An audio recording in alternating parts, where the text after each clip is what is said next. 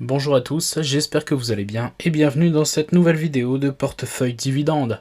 Alors aujourd'hui nous allons analyser une nouvelle entreprise française, encore une fois la Française des Jeux, la FDJ, que je présume, en tout cas en France, que tout le monde connaît. C'est parti. Alors à l'heure actuelle, à l'heure où je tourne cette vidéo, le cours de bourse de la Française des Jeux est de l'ordre de 44,50 €. Donc voici le graphique en journalier. Et ici depuis le début, c'est tout récent. Nous y reviendrons par la suite. C'est parti. Alors, la Française des Jeux. Société anonyme, en termes de forme juridique. Le siège social Boulogne-Billancourt, en France. Le directeur Stéphane Pallier. Son activité principale, les jeux d'argent, qui englobe divers produits comme les jeux de loterie, le loto, l'euro-million, que tout le monde connaît, le grattage et les paris sportifs. L'effectif est d'environ 2200 salariés. Sa capitalisation boursière est de l'ordre de quasiment 7 milliards d'euros en décembre 2020. Le chiffre d'affaires est de l'ordre de quasiment 2 milliards. 1,956 milliard en 2019 et le résultat net 133 millions d'euros en 2019. Alors nous allons directement passer sur les dernières années assez mouvementées de la FDJ. Donc en décembre 2017, le gouvernement français fait amorcer la privatisation de la Française des Jeux. Avant c'était vraiment public. Donc c'était l'État qui gérait la Française des Jeux. Et donc la privatisation de la Française des Jeux sous la supervision du groupe bancaire BNP Paribas. En avril 2018, le journal du dimanche fait part du souhait du gouvernement d'introduire la FDJ en bourse. Gérald Darmanin avait déjà confirmé qu'une ouverture de capital était à l'étude. Si cette introduction était amenée à aboutir, il est envisagé de garder alors une minorité de blocage afin d'assurer une sécurité minimum de l'État actionnaire dans la direction. En avril 2019, la loi relative à la croissance et à la transformation des entreprises, acte de privatisation pour plus de la moitié du capital. Après l'autorisation donnée par l'AMF, donc l'autorité des marchés financiers, la mise en vente des actions a eu lieu à compter du 7 novembre 2019. Donc l'État détenait jusqu'alors 72% du capital, et finalement reste quand même actionnaire à hauteur d'environ 20%.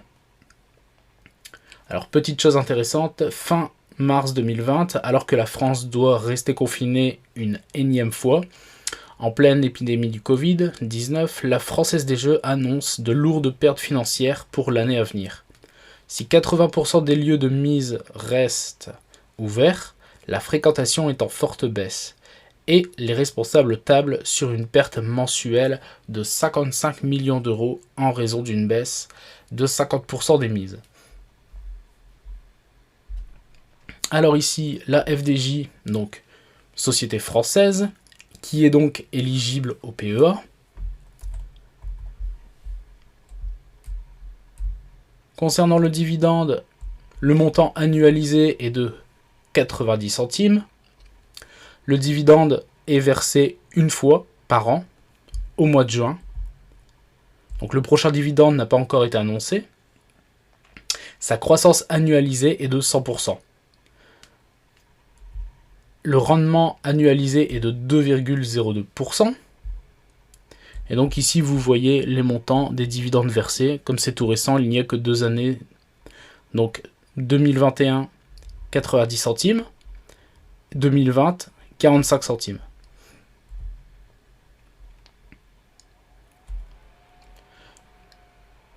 Concernant la capitalisation, comme dit précédemment, environ 8 milliards d'euros. Et le volume d'échange est de quasiment 200 000 euros. Alors, concernant maintenant l'actualité, donc comme dit précédemment avec le nouveau directeur Stéphane Pallier, donc sous la direction de Stéphane Pallier, la FDJ devient une société innovante et mondialisée. Donc ça c'est quelque chose qui est quand même très très positif. Désormais la FDJ prend des airs de start-up. Le groupe dépense plus de 100 millions d'euros dans la digitalisation des points de vente, propose de nouveaux jeux à un rythme soutenu, développe l'activité de paris sportifs, tisse des liens avec des fonds d'investissement et des incubateurs de start-up, afin de maîtriser les technologies de demain telles que la 5G ou l'IA. D'autres nouveautés, le groupe prend peu à peu une dimension internationale. La filiale FDJ Gaming Solutions monnaie sa maîtrise du numérique aux autres opérateurs nationaux. Désormais, la société déploie un service de paris sportifs pour la loterie portugaise ou suisse, fournit également des terminaux de points de vente en Allemagne, en Suède, en Roumanie et même au Canada. Stéphane Palais accompagne également l'introduction en bourse de l'entreprise et le désengagement de l'État qui, en 2019, passe de 72 à 20% du capital. Donc celui-ci pose son empreinte également. Donc en 7 ans, ce passionné d'art, de civilisation chinoise et de Shakespeare a marqué de son empreinte la FDJ, groupe à la croissance régulière devenu numéro 4 mondial du secteur. Sur le plan managérial, elle a fait peu évoluer la gouvernance de l'entreprise désormais dotée d'une raison d'être et ne cache pas sa volonté de lutter contre les discriminations de genre. Son plan stratégique 2020-2025 devrait lui permettre de s'imposer définitivement comme un vrai capitaine d'industrie et pourquoi pas de faire de la FDJ un poids lourd du 440. Alors concernant les autres news de la FDJ, au premier semestre, le géant français des jeux d'argent, numéro 2 en Europe et numéro 4 mondial, a triplé ses profits. Sur fond de vent porteur, entre la diminution des restrictions sanitaires en France, la réouverture des points de vente au mois de mai et l'Euro de foot. L'Euro 2020 a été une très belle satisfaction, et ce, malgré l'absence de l'équipe de France à partir des quarts de finale. La FDJ a généré pas moins de 260 millions d'euros de paris sportifs, représentant en moyenne 5 millions d'euros par match. Ce montant est comparable à la Coupe du Monde 2018 avec une France championne du monde.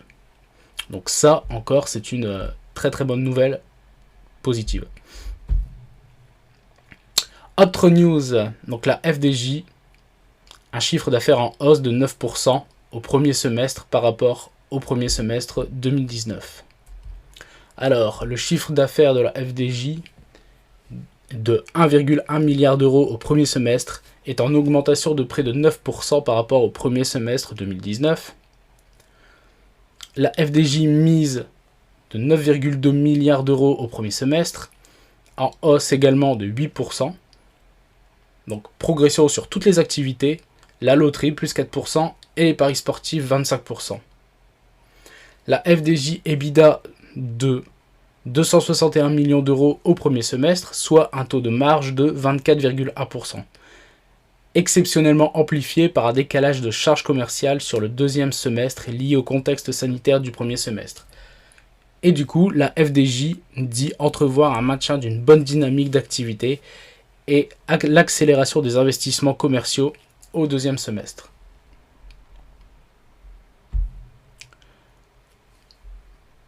Encore une news, la Française des Jeux dépasse son niveau, donc exactement la même nouvelle, son niveau de mise d'avant la pandémie au premier semestre.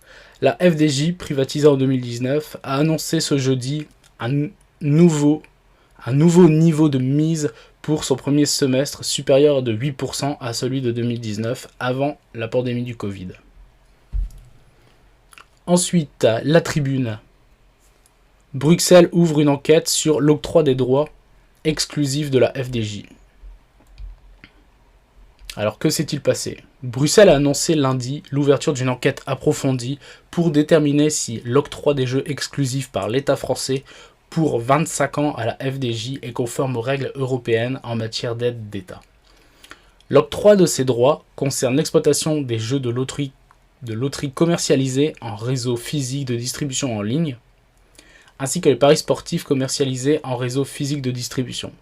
Cet avantage, concédé au principal opérateur de jeux d'argent et de hasard en France, privatisé fin 2019, pourrait constituer une violation des règles de l'Union européenne. Suite à la réception de 2 plaintes portant sur la somme de 380 millions d'euros versés par la FDJ à la France en rémunération des droits exclusifs accordés. La commission vérifiera la conformité de la rémunération aux conditions du marché et n'exclut pas à ce stade que la mesure puisse procurer un avantage économique indu à la FDJ. Donc la résilience de la FDJ, en novembre 2019, la mise en bourse de la FDJ avait connu un succès spectaculaire. Et nous verrons par la suite avec le graphique.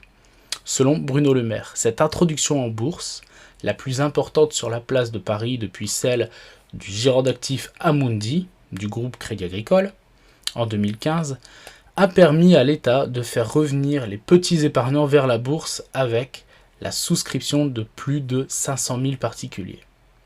De plus, la FDJ a dû verser 380 millions d'euros à l'État en contrepartie de la prolongation de son monopole pendant 25 ans. La FDJ s'est vu confier cet avantage dans le cadre de la loi Pacte qui a réformé le régime des jeux de hasard en France.